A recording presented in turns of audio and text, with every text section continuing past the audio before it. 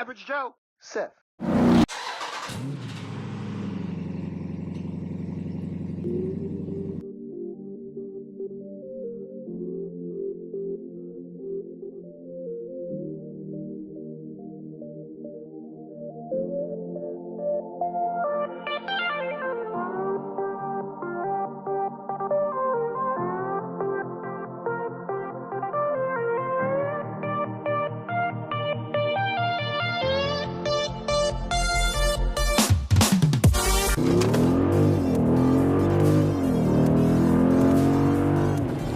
Hey, what's up, YouTube? I am Mitch Joseph, aka the Average Joseph, and this is my YouTube channel. I just started it out. Basically, what it's going to be, it's me talking about my life and cars. I love cars.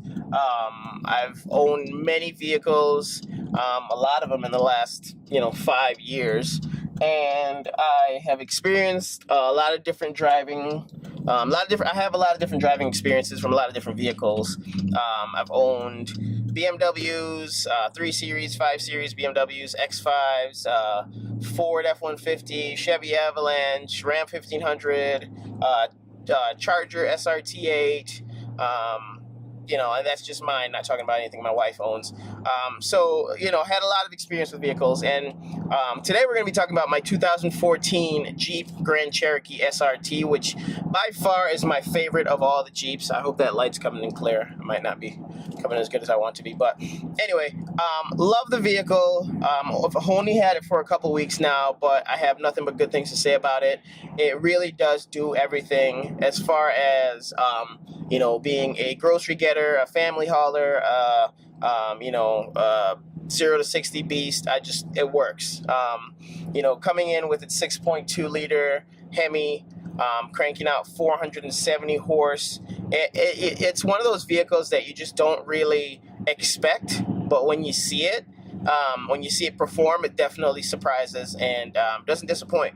So let's do a quick walk around and just point out some of the facts and some of the details. If you like the video, please click on that subscribe button. If you don't like it, then don't say anything negative. Haha, just kidding. I know there's always going to be 1 or 2 or 20 or whatever, but it's all good. I'll take it. If you like what you see, then great. If you don't like what you see, then great. But either way, hit the subscribe button. I appreciate that. So let's jump into the review and talk about my 2014 Grand Cherokee SRT. So everything about the Jeep, everything from the pedal shifters back here, which are amazing. I mean, they feel good, and honestly, this steering wheel all around is an amazing steering wheel. Nice firm bolstering in there. It's a semi-flat bottom, so I see what they were going for. It gives you that feel, but it's the same steering wheel they have in the Hellcat, and the same steering wheel, even it follows through the Trackhawk, so you still get that. And again, this vehicle is only 4 years old, and it has this level of quality. But anyway, vehicle concerns, I went with the Laguna leather seats in my vehicle, just because that's really what I wanted. We drove all the way down to Missouri to get this vehicle. I could have gotten black seats around here for cheaper, but again, Laguna leather, the brown Laguna leather is what I wanted to go with. I didn't like the suede inserts. I had that in my... I had that when I had my SRT 8 Charger, and it just wasn't my thing. So anyway, let's talk about the vehicle. You have all your selections, your drive mode selector right here. So I can either, let's zoom in on that. So I can rotate through my selections right here. Talk about, take a look at everything from fuel economy to gas mileage to my performance pages. Take a look at my 0 to 60 times, etc., etc. See if the vehicle's balanced, ... I have my voice recognition. Voice recognition software in this vehicle is pretty decent. I'd probably rate it about an 8. Not the best. Adaptive cruise control. Regular cruise control. The adaptive cruise control, you can either, get closer to a vehicle. Let's take a peek at that up there. Set it up to where you're closer to a vehicle. or you get further away from a vehicle, depending on how far you want to be from that car in front of you. But the adaptive cruise control is pretty sweet to have. Entertainment system, what can I say about it? Pretty similar Uconnect system that they have in mostly all of the Mopar vehicles, Chrysler vehicles from like 2013 and up. So very familiar. I do say, I have to say the one thing that I don't like about this that's in my truck is the heated seats and heated steering wheel. I hate the fact that it's a digital setup versus having the buttons. I'll do the review on my truck at a different time, but you'll see where in my truck it has the physical buttons here so you can pick your heated and cool seats and your heated steering wheel. But in the Grand Cherokee, you have to go into the display here and pick your heated, cool seats. You can dim your mirror, all that good stuff. Uconnect apps, the Uconnect apps, it's pretty cool. I mean, the touch responsiveness of it is pretty sweet. I would say, I'm not going to spend too much time here, but really my favorite thing is going to be TravelLink. Just having the ability to take a peek at the weather. If I just want to take a peek at the 5-day forecast, I can do that, and it's always up to date.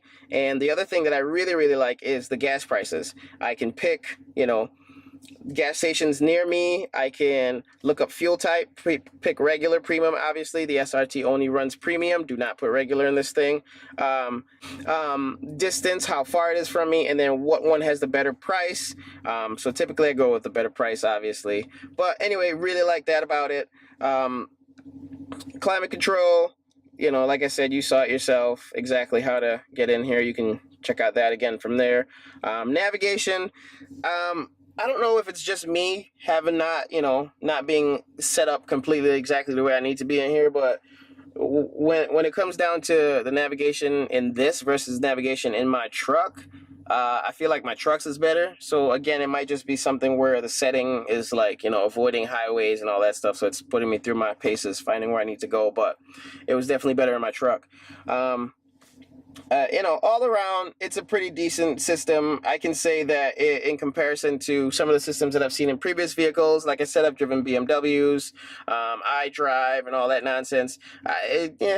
It's probably one of my favorites. So I can't even give it drama right here. I do have different setups here. So I do have my park assist, my collision warning, eco drive, traction control off, and the eco mode is, it's not really, honestly, I don't know why you want eco mode. Eco mode is good just for the simple fact that it supposedly saves you some gas mileage, but really that's only under, prime conditions. If you're driving at 55 miles an hour, maintaining speeds, probably on the highway, but otherwise it really doesn't do much for saving you gas. Let's take a peek at these pedals. Now, normally they come with 2 pedals. They give you 2 of these when you buy the vehicle. Obviously the people who own this vehicle didn't want to put it on here, so now I have 2 awkward, but I don't want to buy it, and whatever, it's cool. The trim, the interior is pretty sweet. Leather stitched, plastic up here, carbon fiber trimming. Now, the thing about this carbon fiber that I found out recently, and mainly because I own one, it is, pretty decent looking, but the application of it's coming off. You can see it. You guys look up videos, you'll see other people who are having the same issue where the carbon fiber just, the adhesive they put on here is just starting to wear away, to the point where this one it's not even there. Like, I didn't even notice that when I left, and it blew my mind because I had already left the dealership and I just didn't want to go through the whole nonsense. But if I tell you guys what it cost to replace this piece of trim, I want you to, let me zoom out here. I want you to understand this right here, from here to here, this piece of trim, carbon fiber, cost $900. Oh! Panoramic roof, sunroof is pretty sweet. You go all the way back, all the way back, all the way back, all the way back. My girls love it. You can see the space back here. I got 2 car seats, baby girl 1, baby girl 2, and then my son sits in the middle. But they love it. They love the sunroof. They love looking up through the sky. I believe, and I don't quote me on this, but I believe the ceiling is all Alcantara, which is pretty sweet. I mean, it comes down all the way down the A-pillar right here. It's Alcantara. At least it feels like Alcantara. I don't know. I might be wrong. But it's pretty sweet, pretty comfortable, pretty cozy. Lots of space, I would say. As you know, functionality-wise, as a dad, I got to tuck my seat up just a little bit if I'm being fully honest with you, and I'm going to be. I'm going to just be real with y'all. If I'm being fully honest, I do have to bring my seat up a little bit just because baby girl's feet, you know, with the size of the car seat that we have, the seat, it just, you got to tuck it up a little bit or it's going to run into the kid's feet. So the space is decent if you're comfortable. If you're not like 6 foot, you know, 6 foot whatever, then you'll be straight. But you know, people who own this vehicle put in aftermarket DVD players in the headrest. Probably just didn't want to pay that extra $3-4 grand that it costs to get them installed when you buy it. But these aren't too bad. The VVox DVD system, or the AudioVox, sorry, I said VVox. AudioVox DVD system, not too bad. It costs about $1,500 online. Get them installed and all that stuff would probably run you a little bit more, but they're not bad at all. So I would have probably done the same thing if it's, you know, the difference was paying $3,000 versus paying whatever they wanted to charge them for it. Space in the trunk. Now, trunk space isn't too bad. As far as, you know, being able to load them up here, we got the trunk cover, got a little trunk liner, but you can see, you know, I got my tripods in here, and it kind of gives you an idea of what kind of room you have after you put, you know, 4 tripods in, and that's kind of the room you got left over. And then, whilst we're back here, we're going to take a peek at the exhaust that I just realized the other day. The people who bought this vehicle actually ended up putting on Borla exhaust system on there. So that was pretty interesting to find out. That was a little nugget that I didn't know when I bought the vehicle, which, whatever, I'm not mad. Borla is a really good exhaust system, so I won't be mad at that at all. Going to the front, let's see. Going to the front of the car, there it is. There's the motor that pushes this beast, a 6.4 liter Hemi. Cranks out, like I said, about 470 horses. Also on this vehicle, what I didn't know is that they actually have a aftermarket intake on there as well, cool air intake, so that was pretty cool to find out.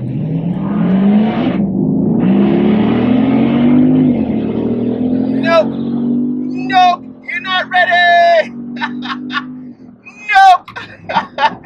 Nope! He wasn't ready!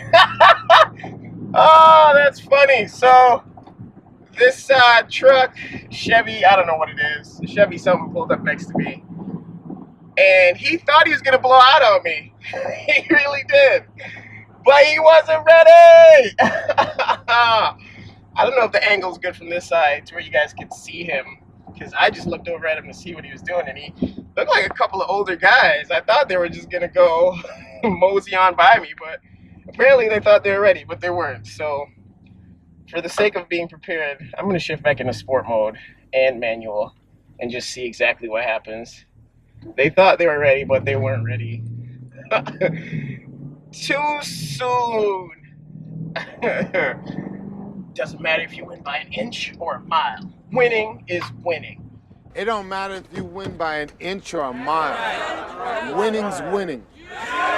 But anyway, no one knows. No one knows what to expect. And if you don't know, you don't know. You'll pull up on me and think, oh, that guy's in a Jeep and he's acting all big and bad. And nope. Nope. Nope, nope, nope, nope. Don't do it. Don't do it to yourself. Anyway, that's it for today, guys. I'm gonna go get on the highway here and head over to Detroit and probably catch back up with you after I'm done teaching those classes and see how it all goes. All right, peace. Average Joe, Seth.